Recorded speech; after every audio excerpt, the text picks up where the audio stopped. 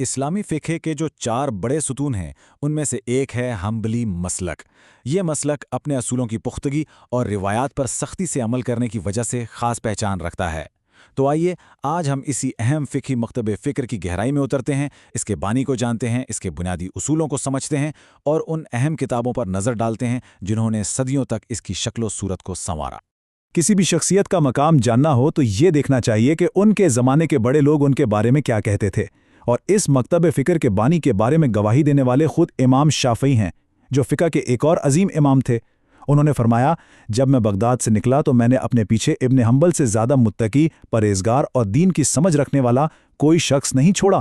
تو آخر کون تھے یہ امام احمد بن حنبل جن کے لیے اتنے بڑے الفاظ کہے گئے؟ چلیں ان کی زندگی کے سفر پر ایک نظر ڈالتے ہیں۔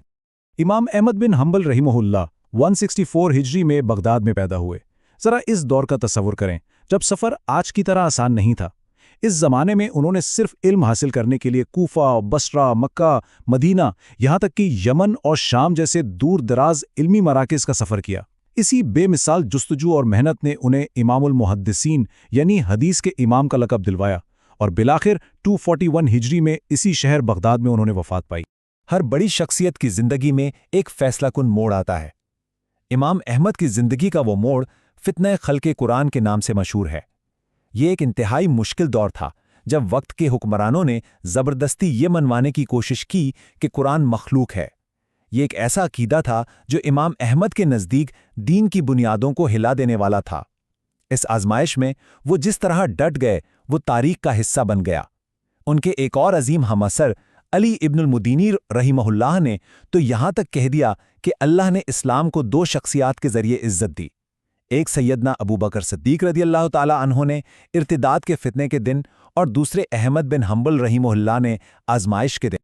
تو جب شخصیت اتنی مضبوط ہو تو ان کا بنایا ہوا فقہی نظام کیسا ہوگا؟ آئیے اب دیکھتے ہیں کہ حنبلی فقہ کی بنیادیں کن اصولوں پر کھڑی ہیں۔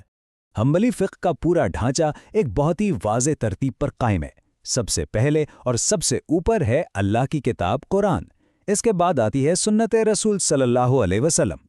اگر ان دونوں میں کوئی واضح رہنمائی نہ ملے تو پھر صحابہ کرام کے فتاویٰ کو ترجیح دی جاتی ہے۔ اس کے بعد اجماع، پھر قیاس اور آخر میں استصحاب کا درجہ آتا ہے۔ استصحاب کا مطلب بڑا سیدھا سا ہے کہ کسی چیز کو اس کی اصل حالت پر ہی مانا جائے گا جب تک اس کو بدلنے کی کوئی ٹھوس دلیل نہ مل جائے۔ یہ پوری ترتیب ہی بتا دیتی ہے کہ اس مذہب میں قرآن و حدیث یعنی نصوص کو کتنی مرکزی حیثیت حاصل ہے۔ اچھا، یہاں ایک بہت ہی دلچسپ اور منفرد بات آتی ہے جو حنبلی فقہ کو باقیوں سے ممتاز کرتی ہے۔ وہ یہ کہ امام احمد بن حنبل رحمۃ اللہ علیہ ایک ضعیف حدیث کو یعنی جس کی سند میں کوئی کمزوری ہو، قیاس پر یعنی انسانی رائے اور منطق پر ترجیح دیتے تھے، بس شرط یہ تھی کہ وہ حدیث من گھڑت نہ ہو۔ اب ذرا اس سوچ کی گہرائی کو دیکھیں۔ ان کے نزدیک پیغمبر صلی اللہ علیہ وسلم سے منسوب ایک کمزور روایت بھی انسان کی اپنی عقل سے کہیں زیادہ وزنی تھی۔ تو یہ اصول تو بن گئے، لیکن یہ نسل در نسل منتقل کیسے ہوئے؟ کن کتابوں نے ان اصولوں کو زندہ رکھا اور ان کی تشریح کی؟ چلیں اب اس مسلک کی سب سے اہم کتابوں کی دنیا میں چلتے ہیں۔ یہاں ہمیں ایک پورا علمی سفر نظر آتا ہے۔ 334 ہجری میں الخرقی کی مختصر سامنے آتی ہے جو ایک بنیادی متن بن گئی۔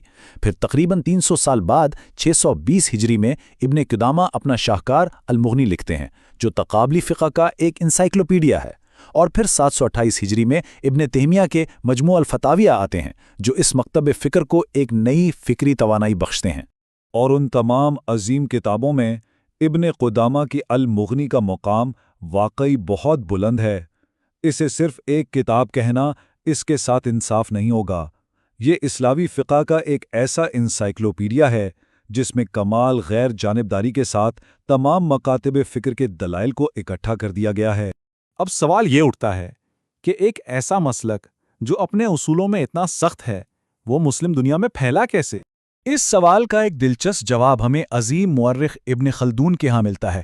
انہوں نے تجزیہ کرتے ہوئے لکھا کہ امام احمد کے پیروکار اس لیے کم رہے کیونکہ ان کا مسلک روایات کی پیروی میں بہت سخت ہے اور آزادانہ اجتہاد سے تھوڑا دور ہے۔ مطلب نئے مسائل میں براہ راست رائے قائم کرنے کے بجائے وہ نصوص اور آثار کی طرف زیادہ دیکھتے ہیں۔